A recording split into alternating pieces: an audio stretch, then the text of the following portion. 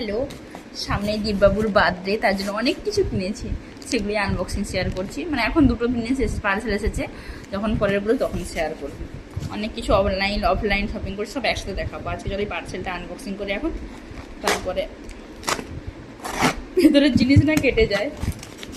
আমি কিছু অর্ডার করেছি, কিন্তু খুব এক্সাইটেড।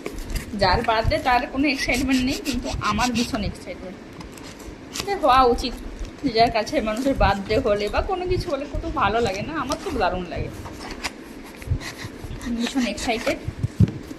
কিন্তু আমি তো ওপেনই করতে পারছি না।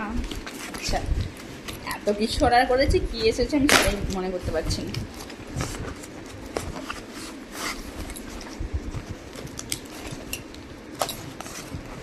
শুনতে পাচ্ছি না পপার, এক্ষুনি না ফেটে যায়। রোজ পপার হয় না, এটা দুটো অর্ডার করেছি। আচ্ছা, প্লাস্টিকের থেকে রোজগুলো ভালো লাগে, এটা অর্ডার করেছি। যখন বার্থডে ব্লগ সব কিছুই আসবে, তোমরা ওয়েট করো।